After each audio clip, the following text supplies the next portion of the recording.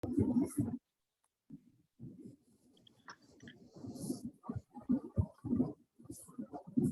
I'd like to officially welcome everybody to the third Learning from the Land series. We're celebrating today on November the 2nd, 2021.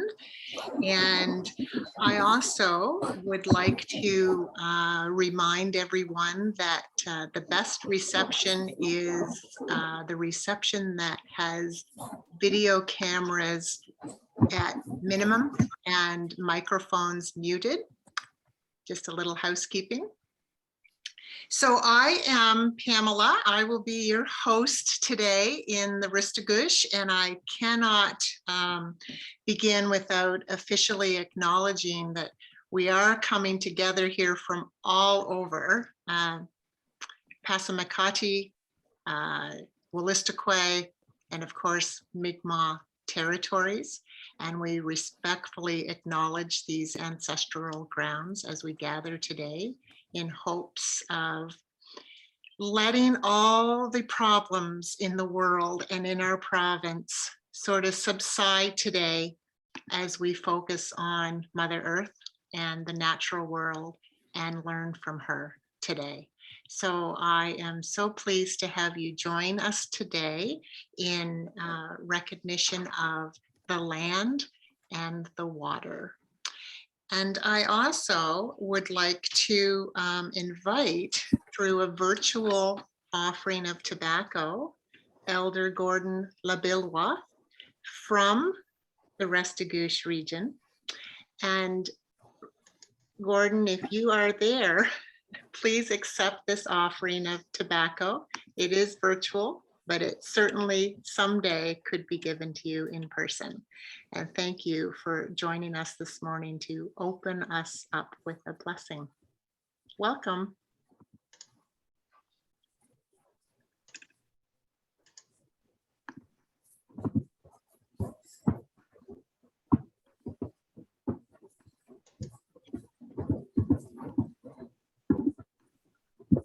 You hear me now? I sure can. Did you hear me? Yes, I did. Yeah.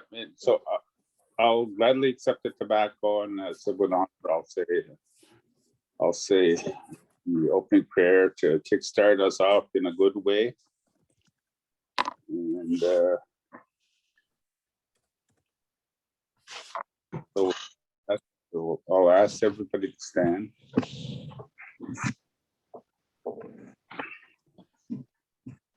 My apologies for not having a command of the language.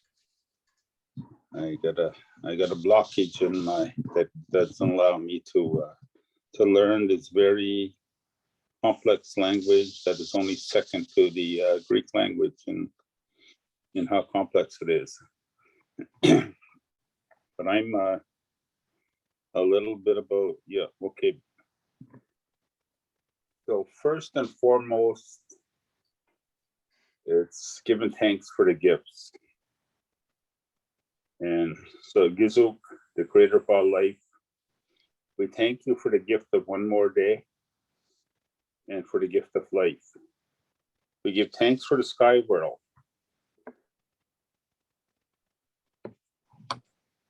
for the sun, and for the stars and the moon. Our ancestors are in the stars. And we acknowledge them today, and we're hoping they're looking down on us today and with some favor. We give thanks for the sun, for taking away the darkness and creating that energy that allow, when combined with the other sacred elements of water and oxygen, that allows our first mother to continue extending her unconditional love to us through the plants, the animals, the fish, and the waterfowl. We give thanks for that water, the water that's above us, the water that's below us, the water that's all around us, and for that sacred water that's in our other relations, that that protect them when they're carrying their little ones. For that sacred water that breaks when new life comes into play.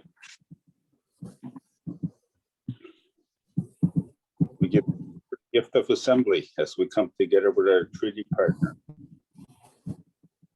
And we humbly ask the spirit helper to come into our presence and to indeed create that atmosphere of true partnership, so we can have an atmosphere of true collaboration as we set with our treaty partners to educate ourselves about the land and the environment. For all my relations, Nogama. Thank you.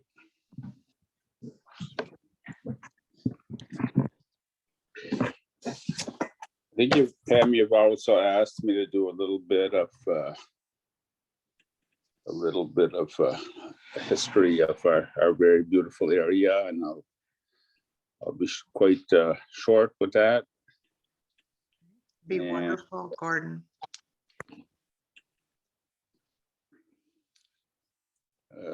Before I forget, because I have a tendency to do that sometimes, water is a resource. And I want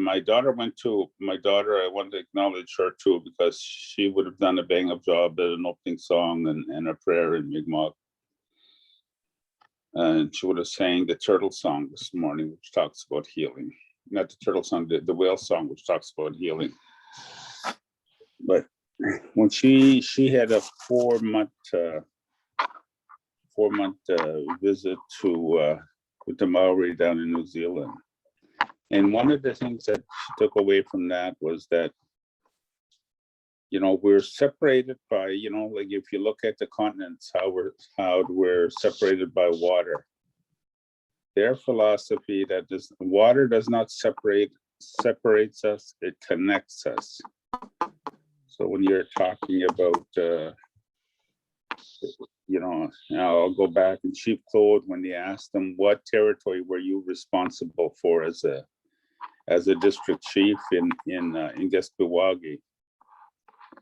He said, I am responsible for where all the land waters originate inland that flow into the Bay Chaleur, into the Miramichi Bay. And I think the other thing was from the waters in the Gas Bay also that flowed into the Bay Chaleur. And all of the Gas Bay is also been it's also identified as part of the 7th district.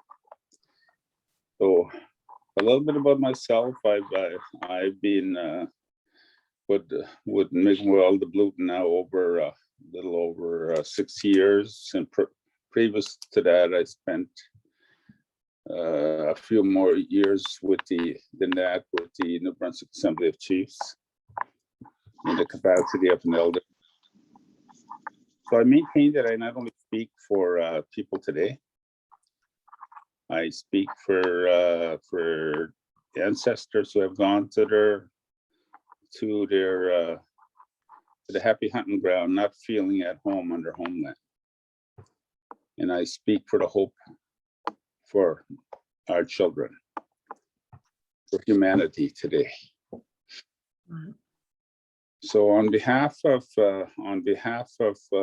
myself, my family, my community, my district, I extend a warm and cordial invite to all of you. Where you're now, like if this is being hosted at the Sugarloaf School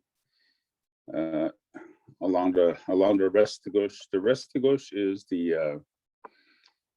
is the focal point or the center of District 7, which extends all the way to Clowater from here, all the way to the St. Lawrence, all the way up to St. Louis, Quebec, and all the way down to Gaspé. And it encompassed 2/3 of northern New Brunswick.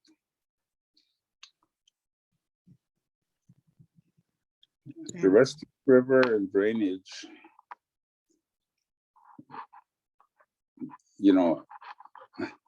provide significant resources for our people that have sustained our people since time immemorial. And our people are marine people who rely on those resources from the water. Being a marine people, I'll elaborate a little bit. Our people would come to the shores in the summertime to harvest the bounty from the sea. My mom's words were, my mom, Order of Canada, Order of New Brunswick, an educator, a former chief. I'd be sitting overlooking the Bay of Chaleur with her, and she would say, Gordon, that is your fish market. So if the bay was our fish market, the land was our meat market and our pharmacy. So Mi'kmaq people in Mi'kmaq that encompass the 4 Atlantic provinces in the Gaspé and into Maine, northern Maine. Our communities are traditionally located geographically located either along the coast or within the brackish waters of the rivers that empty into the bay or into the Gulf. Restigouche is an example. The tide goes up, the ocean waters goes up to tide head. Maqamikek, the same thing, the oldest village in the province, the oldest continued village for 2,800 years. They're at the head of the tide. Eel Ground, Burn Church, Rishabuktu, Buktouche. I think there's only one of our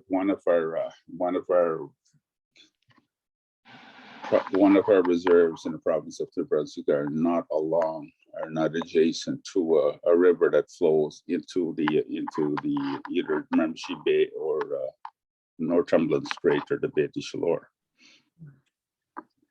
The reason why for our people in the brackish waters, that's where the food supply is.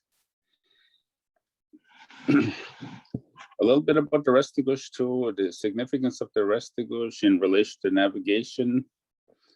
The Restigouche will has 5 tributaries into it. There's 2 branches that branches into the Gaspé. And there's one, the main Restigouche acts as a border between Quebec and New Brunswick for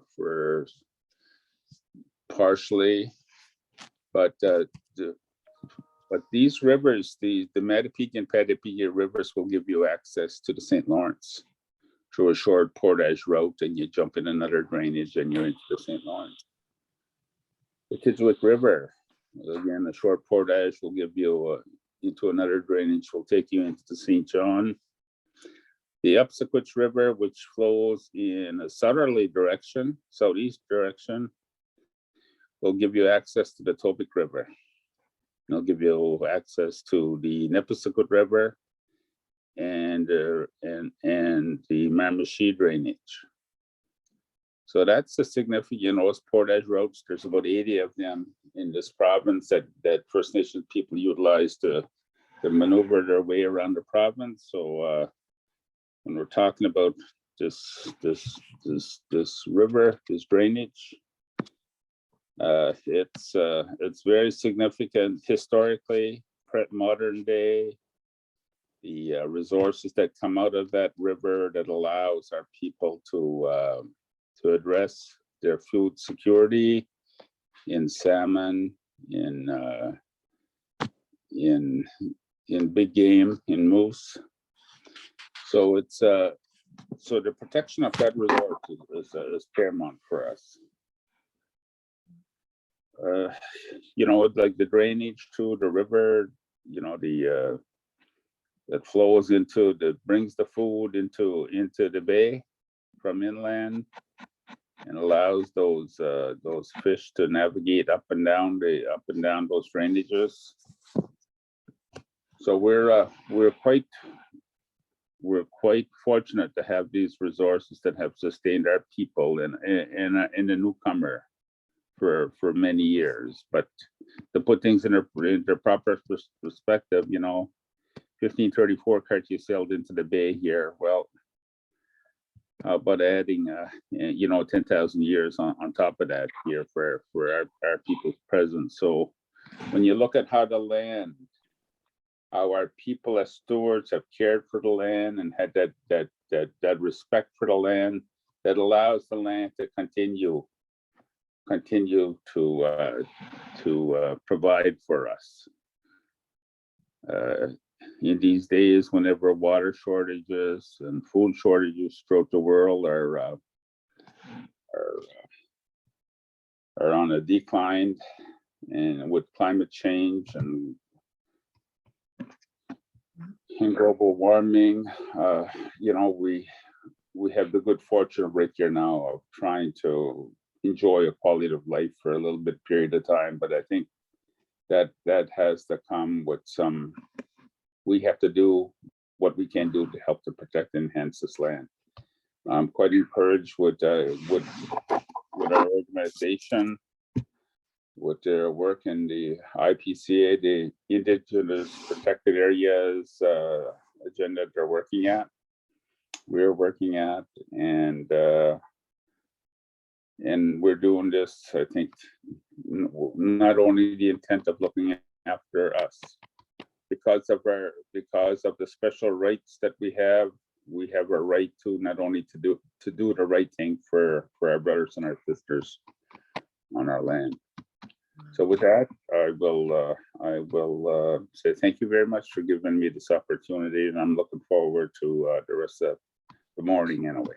Thank you for all my relations. Thank you so much, Elder Gordon Wallalan. And what a great way to start the day, to remind us that humanity has the potential of being in good relations with the land.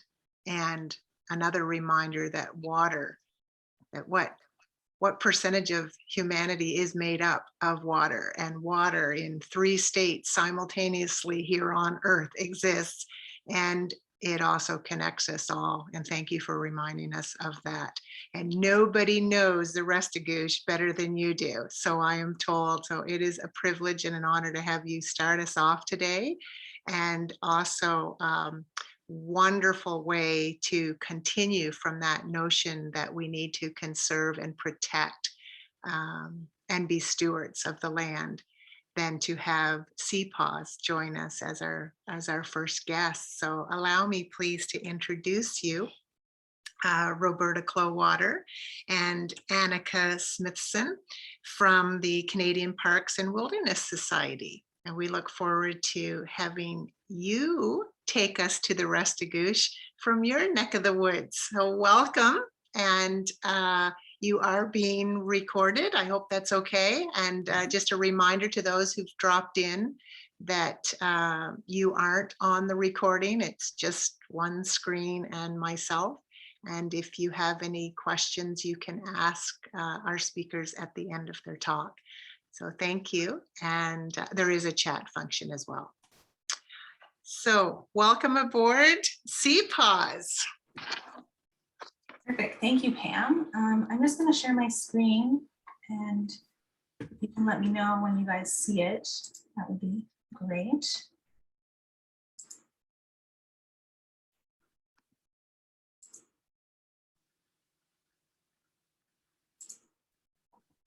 Looks We good, see it. Anika. Wonderful. Perfect. And that's the presentation. All right. So good morning, everyone. Thank you, Pam, for inviting us here today to talk about the Restigouche and our conservation journey with the watershed. And hello to all of you students and teachers tuning in from what I hear is across New Brunswick. We hope you enjoy today and all the presentations that are going to take place. And I also just want to thank Gordon for that wonderful opening blessing and for sharing the history of the Restigouche and the importance to his people and community, and how it is a place of connection and the importance of stewarding the land. My name is Anika Smithson, and I am the conservation campaigner with CPAWS New Brunswick.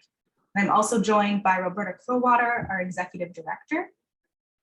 So today we're going to be giving you a little bit of an overview of what CPAWS does and talking about our Restigouche campaign and how you can help. First, we'd like to say that CPAWS works on the traditional and unceded territory of the Wabanaki Confederacy, which is made up of the Wet'suwet'en, Mi'kmaq, and Pescamaquoddy nations. And this treaty's territory is governed by the Treaties of Peace and Friendship, which were signed with the British Crown in the 1700s. And these treaties did not deal with the surrender of lands and resources, but in fact recognized Wet'suwet'en, Mi'kmaq, and Pescamaquoddy title and established the rules for what was supposed to be an ongoing relationship between nations. At CPAWS, because of our work in conserving land, we strive to listen, learn, and support Indigenous nations in conservation work. I have a quote here by the Truth and Reconciliation Commission, which says that reconciliation between Indigenous and non-Indigenous Canadians from an Indigenous perspective also requires reconciliation with the natural world. If human beings resolve problems between themselves but continue to destroy the natural world, then reconciliation remains incomplete, will never occur unless we are also reconciled with the earth. And this is a great reminder for us at CPAWS when doing our work about the importance of the natural world for all beings and the need to live in harmony.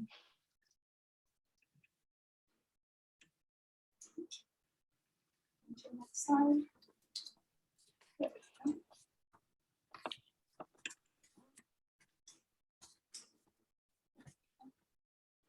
So CPAWS is Canada's only nationwide charity dedicated to the protection of public land, ocean, freshwater, and ensuring parks are managed to protect the nature within them. We strive to do this through advocacy, public education and engagement, and collaborating with other partners in a way that respects sovereignty and leadership of Indigenous nations. For the last 50 years, we've played a role in protecting over 500,000 square kilometers, which, to give you an idea, is an area bigger than New Brunswick, Newfoundland, and Labrador put together. And our vision is to protect at least half of land, freshwater, and ocean to sustain nature and people for current and future generations. And here in the New Brunswick chapter, we strive to do this at the provincial level, working with governments, community groups, and concerned citizens to find solutions to nature conservation challenges.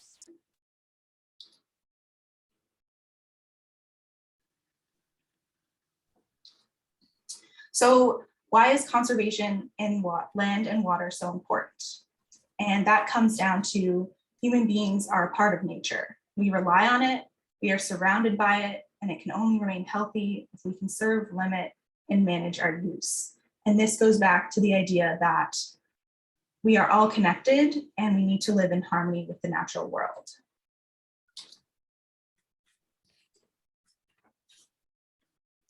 The health of our communities is also tied to the health of the natural world around us. And this is becoming more evident as we start to see the effects of climate change, such as more flooding, increased storm surges, more fires, new insects and tree diseases, all sorts of things that are weakening natural areas and making them less resilient to these effects.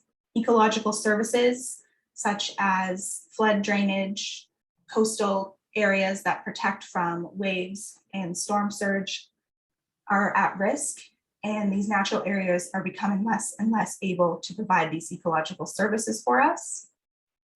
This is another reason it's important that we conserve land and water so these areas remain intact, or that they can be restored to help us respond and adapt well to climate change.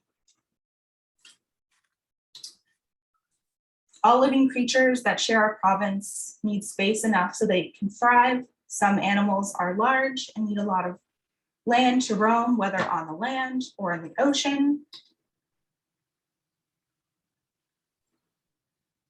Some are small, but they need the right type of environment as well, where they can find food, shelter, mates. Conserving a wide range of wildlife and plants is important to keep natural areas healthy and ensure that we have biodiversity. And this goes back again to the idea that we are all connected, from the forest to the river and the river to the ocean. A great example of this is salmon, who utilize both river and ocean. And they are also connected to the land through forests that provide shade to cool rivers, food for fish, and help stop erosion along riverbanks.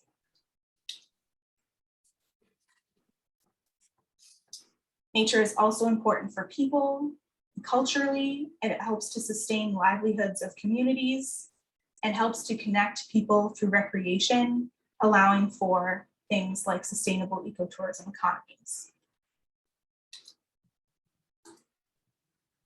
So in New Brunswick, currently, only 4.5% of the province is legally protected from development. Across Canada, we are lagging behind all but one other province in terms of conservation. Here at CPAWS, we've been urging the province to at least meet the national average for land protection, which is roughly 10% of the province. And for places outside of protected areas, we strive to encourage conservation and good management so that land and sea is resilient and as productive as possible. In Canada, we've committed to protecting 25% of land and freshwater by 2025. And it is essential to meet these targets to conserve the country's natural landscapes and unique wildlife. And the province of New Brunswick needs to do its part. And this is where the Restigouche comes in. It is one of the many places in the province that CPAWS New Brunswick and many others have been working hard to protect. And so I'm going to turn it over to Roberta, who's going to talk about the work we've been doing around the Restigouche.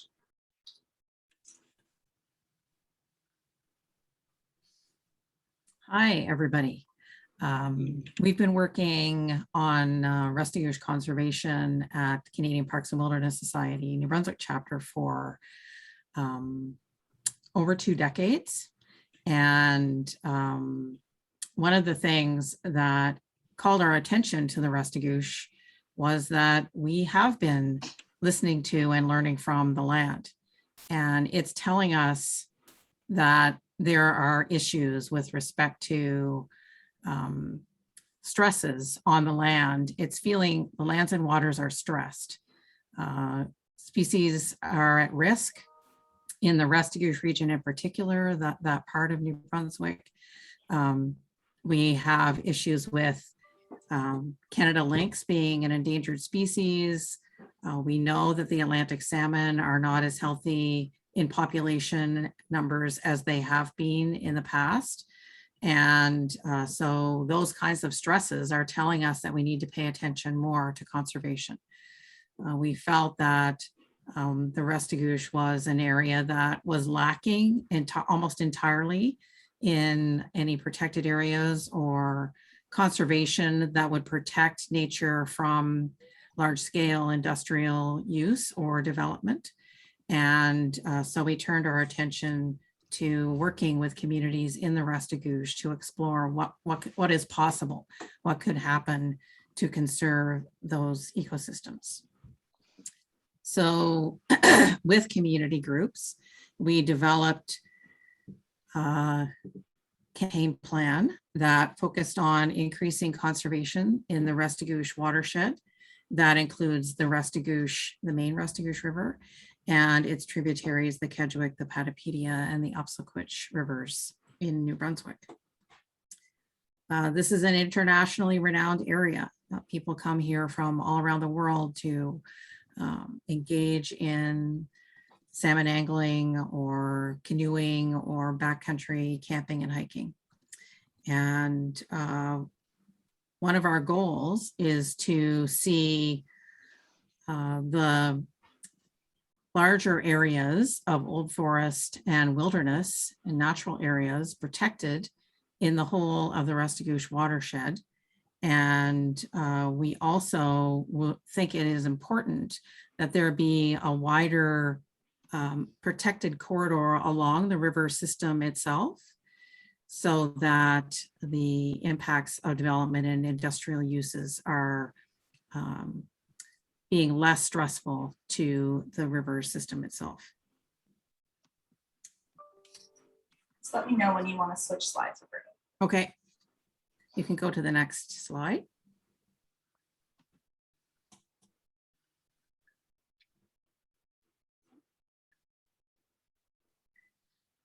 Feels like we missed one.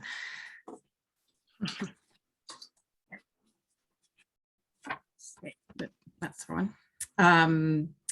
So why is the Restigouche important? We talked with local communities. We talked with Indigenous communities in the early days of our building our campaign. And people told us that the Restigouche was important for the protection of forest and river habitats that support a wide variety of plants and animals. And while the Restigouche does currently have one of the world's most thriving wild Atlantic salmon populations, it also includes some of the largest of the wild Atlantic salmon that come from the Restigouche system. And a recent economic study showed that salmon angling in the lodges of the Restigouche contributes at least $15 million and over 500 jobs in the regional Restigouche and provincial economy. So there is a lot of sustenance of communities that comes from that ecosystem.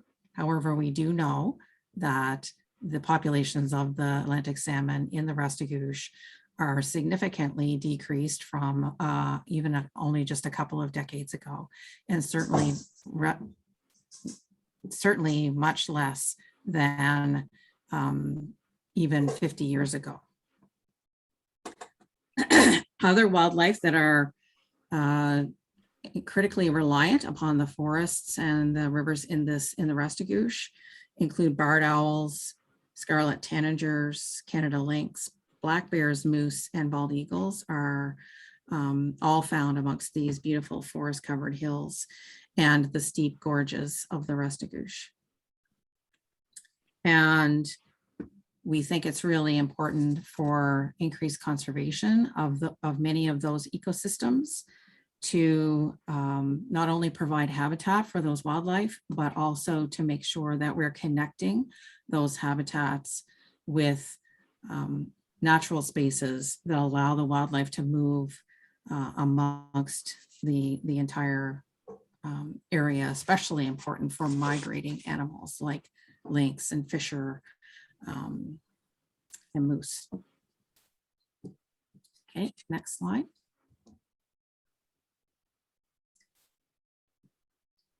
One of the things that local people told us was that they really wanted to be able to diversify the economy and make sure that tourism, nature-based tourism, and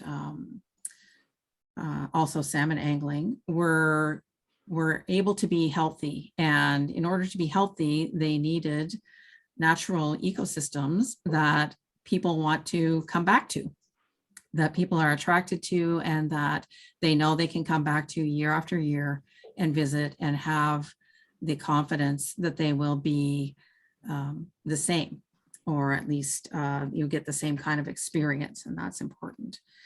So we know that there are already hundreds of jobs that depend upon this kind of activity in the Restigouche region.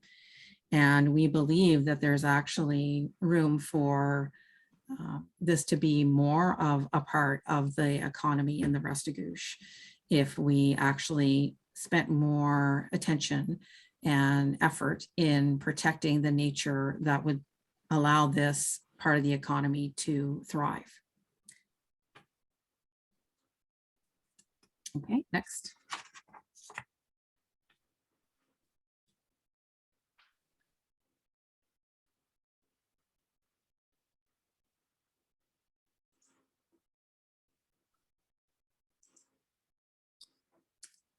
Seem to have skipped another one. Okay, there we go. Okay, and we really heard the message from local people that local communities see the Restigouche as integral to the culture of Northern New Brunswick. And this goes for Indigenous peoples and Indigenous nations, as well as non-Indigenous communities and settlements. And they sustain a lot of their livelihoods from the rivers and the forests. And in addition to the fact that the history and the culture is intertwined with the natural systems there.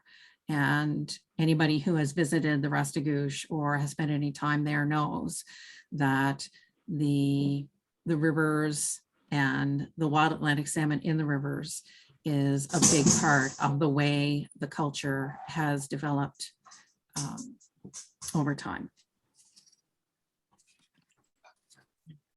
Next slide, Anika.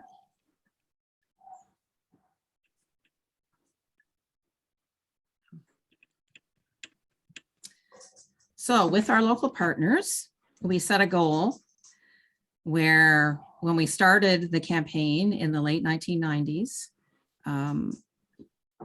very little of the Restigouche was actually protected from development or industrial activities. And we decided that if we could see at least 10% of the Restigouche watershed being protected from those activities, that would allow us to start building more of a thriving ecotourism sector, and also help support all of the values that local people were telling us were so important to them. And this includes, so protected areas would help us to improve the conservation of the steep slopes to the riverbank buffers and the headwater streams. And this would ensure water quality and make sure that the cold temperatures of the rivers were maintained to help support the wild Atlantic salmon habitat and trout habitat. And that also the fisheries would be more sustainable because there would be food supplies in more abundance for the fish that live in the river. And it would also increase the ability of ecotourism operators to have predictable destinations around which they can plan and market their businesses. Okay, next slide. So who needed to be involved and who still needs to be involved? We think it's really important that we start with the involvement of the rights holders, the Indigenous peoples and Indigenous nations, and that is critical that our governments work together to encourage co-stewardship and learning from the Indigenous peoples about the values that they hold and how we can steward them together. Also, key people in key organizations involved over time, conservation organizations like the Restigouche River Watershed Management Council that you'll hear from later, the Upsquitch River Appreciation Committee, the Gaspegawag Mi'kmaq Resource Council from Restigouche, and that also represents Eel River Bar, and local businesses who run canoeing operations and hiking operations, and salmon angling conservation organizations have all been really involved in this effort as well. And the provincial government manages in the Restigouche watershed in New Brunswick. The provincial government manages at least 75% of the watershed as Crown land. And so there is a key responsibility for the provincial government, the Department of Natural Resources and Energy Development, and the Department of Tourism to make sure that activities that are permitted in that area are consistent with maintaining the overall integrity of the watershed, the habitats that are there. Next.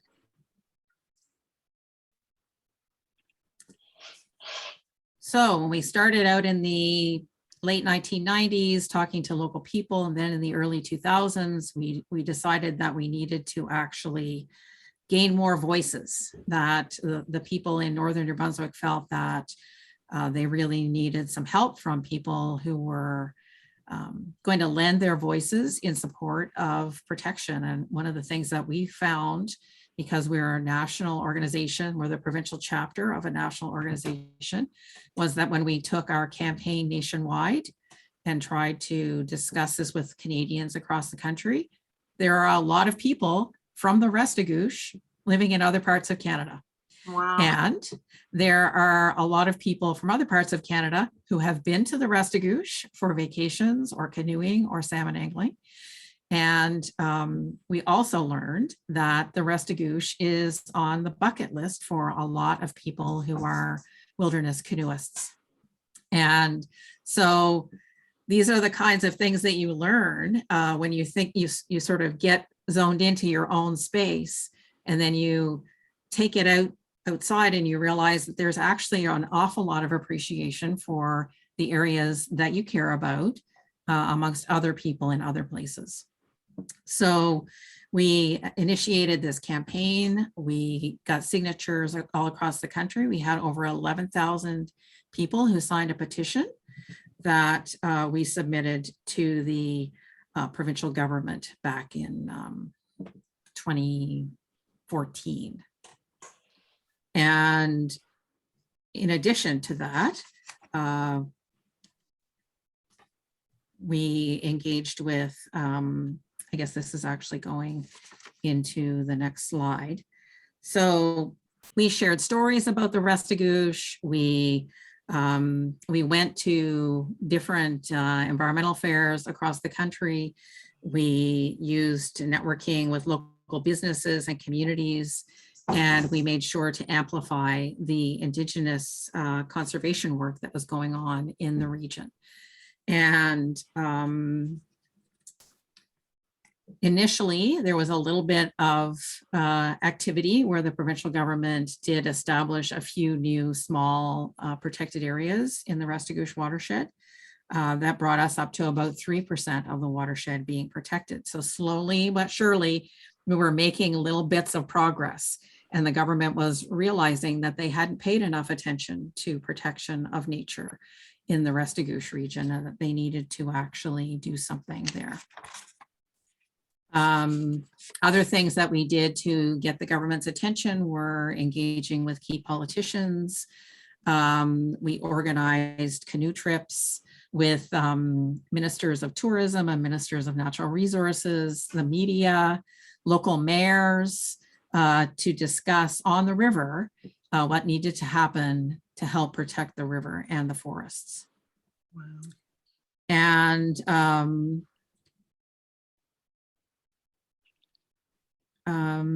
people may understand the need. So regular folks understand the need for protection based on environmental and values and the personal value of the natural areas to communities.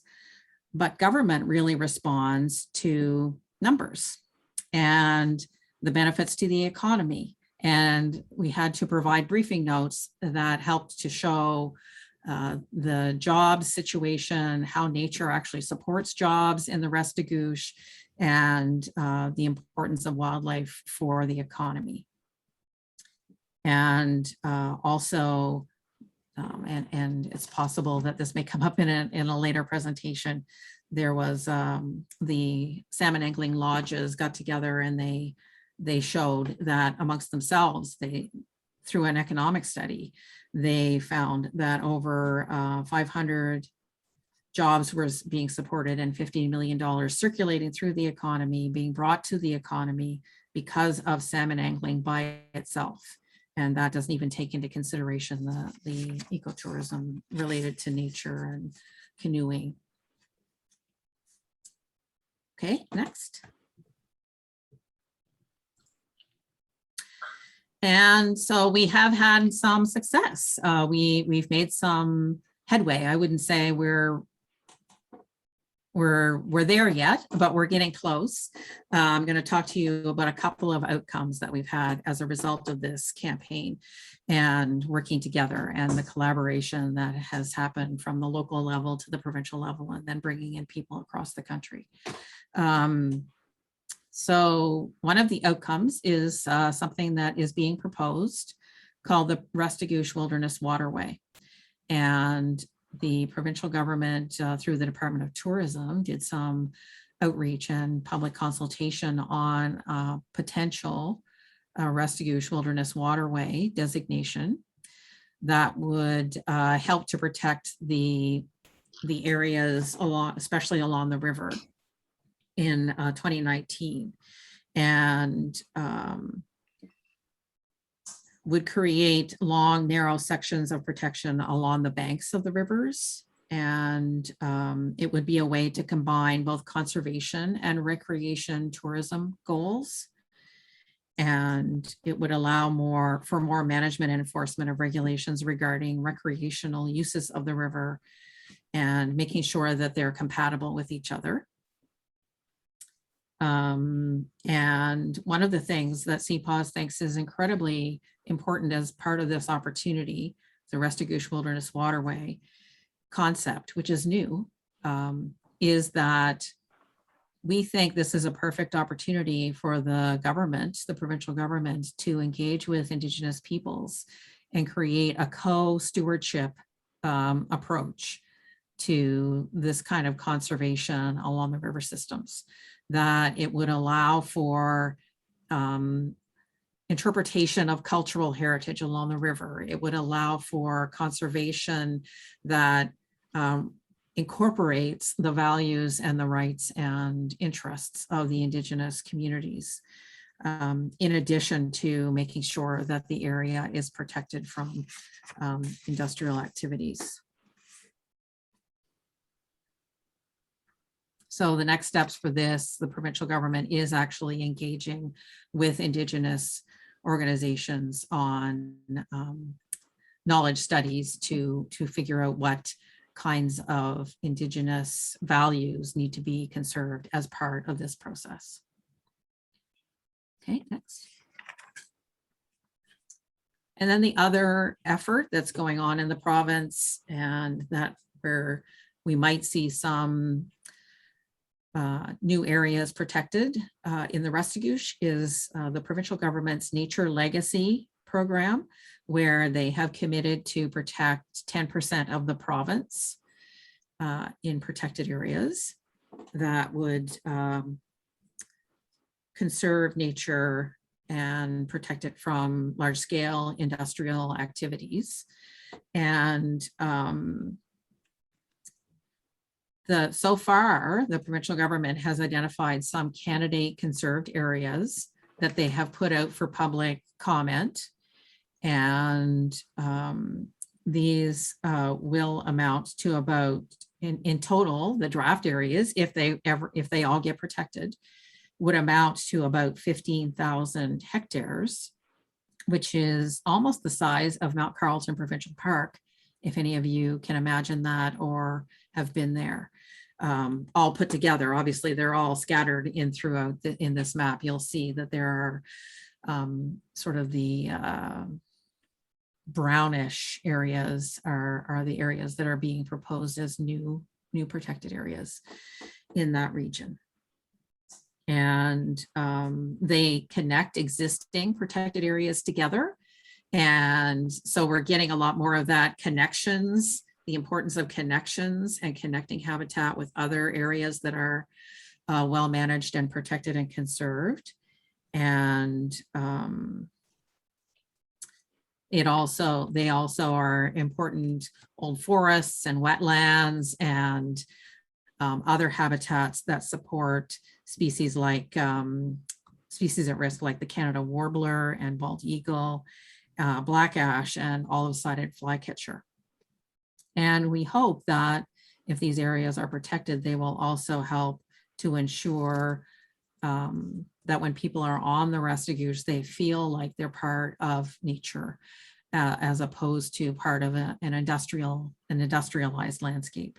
And we think that's really important for the cultural aspects of the river as well. Okay, next one. I'm going to throw it back over to Anika for the taking action part. Perfect. Thanks, Roberta. Yeah, so as you've heard throughout Roberta's presentation, taking action is a big part of what we do in terms of getting support and putting pressure on the government to make some conservation decisions regarding the Restigouche. And taking action is only possible through local communities and conservation organizations taking action to protect what they love and what they feel is important. We've put a few words up here that encompass taking action, such as commitment, cooperation, passion, hard work. You need all of these things to continue your work and hopefully see results. Taking action and working in conservation can sometimes feel overwhelming, but it's important to have support and that cooperation from a lot of people, so you can remember why you're doing what you're doing and keep going. And some of the ways that people have taken action in the past, as Roberta mentioned, talking to the media, working with governments, talking to local people to understand what their values are and bringing those to decision makers are all really important. And conservation for the Restigouche is still ongoing.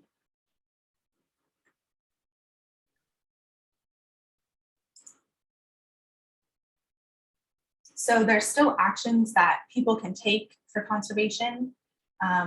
And for those of you that are listening, teachers, students, anyone on the call, you are also able to take action if it's something that you feel is important to you. Different steps people take are writing or talking to their MLA, which is the member of legislative assembly that works for the provincial government, a mayor of your town or community, or a local newspaper.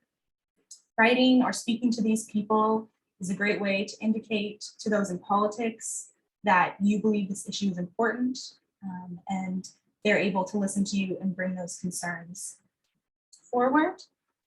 Discussing the issue with friends and family, other people in your circle is a great way to grow awareness, to gain support for an issue you care about. It also allows you to get connected to other people in your community, whether friends and family know organizations that are working for conservation. You can also do some research to see what groups in the Restigouche watershed, such as watershed councils, resource management councils, local cities or towns are working, and you can get involved that way. They're always looking for volunteers or more people to support their efforts. For those in school, maybe you'd like to do something with your class or school environmental group to show support. Working with other people is a great way to feel supported and to have fun while doing conservation work. So if a school or environmental group is interested, writing MLAs, getting a lot of people together and sending letters is a great way to take action. CPAWS, New Brunswick, part of our role, besides working with local communities and putting pressure on governments, is also to support those communities and provide resources. So whether it's ensuring people are in contact with one another, providing letter templates, information or briefing notes, those are things that we can help with. So if classes or environmental groups are interested in that, we're also putting it out there and offering that service to you. So as we wrap up this presentation, if that's something you're interested in, Pam has a document with all of our contact info that's been circulated to teachers. So if you're interested in more information or want to get in touch with us to receive resources or talk about taking action, our emails, our website, and all our social media is on there.